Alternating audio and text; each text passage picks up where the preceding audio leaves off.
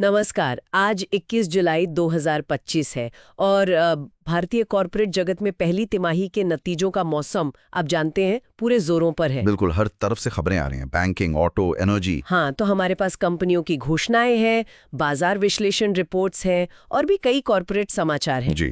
आज हम इसी जानकारी को थोड़ा खंगालेंगे और देखेंगे कि इसमें सबसे अहम क्या है, मतलब निवेशकों और बाजार पर नजर रखने वालों के लिए क्या मायने रखता है। तो चलिए शुरुआत करते हैं बैंकिंग सेक्टर से। वहाँ काफी हलचल दिख रही है। हाँ, बैंकिंग में तो हमेशा ही नजर रहती है नतीजों पर। बिल्कुल। और एचडीएफसी बैंक पर सबकी नजर थी। स्टैंड अलोन नेट प्रॉफिट करीब 12.24% बढ़ा है जी। और साथ ही 1.1 बोनस शेयर और स्पेशल डिविडेंड की घोषणा भी हुई। शेयर भी करीब 2% चढ़े। हाँ, बोनस और डिविडेंड की खबर बड़ी है। हालांकि वो कंसोलिडेटेड प्रॉफिट थोड़ा कम हुआ है, रिपोर्ट्स में था। तय बाजार ने बोनस को ज्यादा पसंद किया। बिल्कुल ऐसा ही लगता है। और एचडीएफसी के साथ साथ आईसीआईसीआई बैंक के शेयर भी नतीजों के बाद चढ़े करीब 2%। अच्छा। और यस बैंक, उसका प्रदर्शन तो देखिए काफी प्रभावशाली रहा। नेट प्रॉफिट 59% उछला है। शेयर में भी अच्छी तेजी थी, 2% से ज्यादा। अरे वाह। और सरकारी बैंकों से भी अच्छी खबरें हैं, जैसे पंजाब एंड सिंध बैंक करीब 48% प्रॉफिट ग्रोथ, और सेंट्रल बैंक ऑफ इंडिया उसका भी लगभग 33% बढ़ा है। तो कुछ अच्छे नंबर जरूर हैं, लेकिन हर बैंक की कहानी ऐसी नहीं है ना? नहीं, बिल्कुल नहीं। एयू स्मॉल फाइनेंस बैंक को देखिए, प्रॉफिट तो बढ़ा लेकिन शेयर 7% गिर गया। ओह, ऐसा क्यों? सुनने में तो यही आ रहा है कि शायद एसेट क्वालिटी, मतलब संपत्ति की गुणवत्ता को लेकर बाजार थोड़ा चिंतित है। अच्छा, ये एक वजह हो सकती है। हाँ। और आरबीएल बैंक और बंधन बैंक का क्या? हाँ, उनके मुनाफे में तो बड़ी गिरावट आई है। और यूनियन बैंक का शेयर भी नतीजों के बाद फिसला है, करीब 3%। तो मतलब बैंकिंग सेक्टर की तस्वीर थोड़ी मिली जुली सी है। बिल्कुल साफ दिख रहा है। कुछ बड़े बैंक, कुछ सरकारी बैंक वो मजबूती दिखा रहे हैं, लेकिन कुछ दूसरे जैसे छोटे फाइनेंस बैंक या कुछ निजी बैंक, उन पर दबाव है। और एचडीएफसी का बोनस? वो बेशक आकर्षक है, लेकिन जैसा हमेशा कहते हैं, निवेशकों को सिर्फ हेडलाइन नंबर नहीं, पूरी वित्तीय सेहत देखनी चाहिए। सही कहा।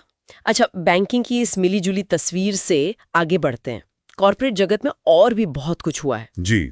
Reliance Industries consolidated net profit में 77% की, मतलब जबरदस्त बढ़त। हाँ, वो आंकड़ा तो बहुत बड़ा है, लेकिन इसमें एक पेच है ना? हाँ बिल्कुल, ये ध्यान रखना जरूरी है कि इसमें एशियन पेंट्स में हिस्सेदारी बेचने से हुआ एक बड़ा एकमुश्त लाभ शामिल है। हाँ, वो जरूरी पॉइंट है।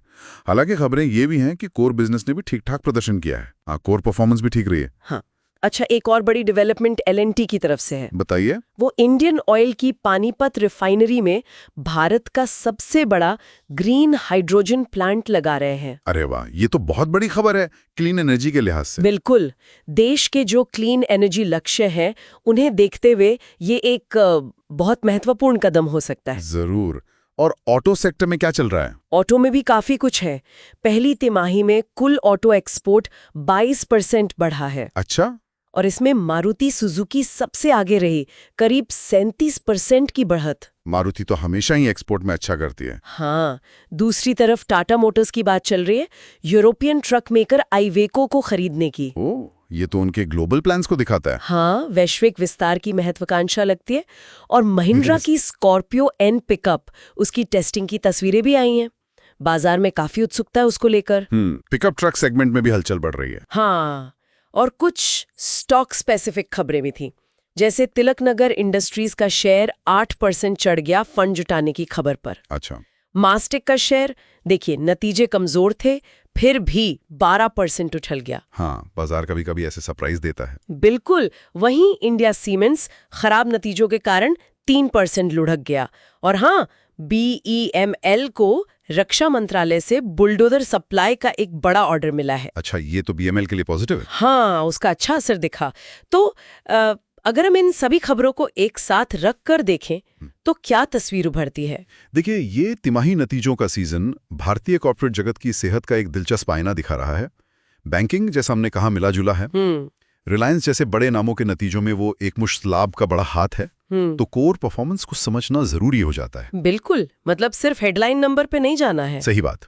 और एलएनटी का ग्रीन हाइड्रोजन प्लांट हो या ऑटो सेक्टर की गतिविधियां, उनसे भविष्य की तैयारी साफ दिखती है। हाँ, वो भविष्य की तरफ इशारा कर रहे हैं। और ये बोनस इशू, फंड जुटाना, अधिग्रहण की बातचीत, ये सब जो कॉर्पोरेट एक्शन हो रहे हैं, वो बाजार को गतिशील बनाए हुए हैं। तो निवेशकों के लिए क्या संदेश है इसमें? मतलब ये है कि ये समझने का अच्छा समय है कि कौन से सेक्टर, कौन सी कंपनियां वाकई में मजबूत दिख रही हैं।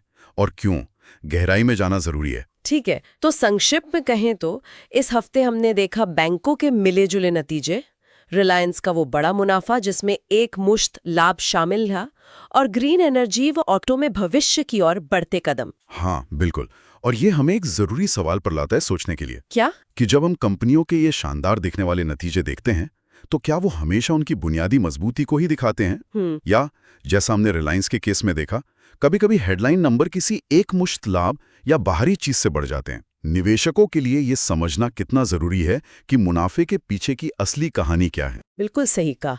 ये सोचने वाली बात है कि सतह के नीचे क्या चल रहा है, आंकड़ों के पीछे देखना जरूरी है। जी चलिए, इसी विचार के साथ आज यहाँ रुकते हैं। अगली बार फिर मिलेंगे कुछ और महत्वपूर्ण जानकारियों के साथ। जरूर।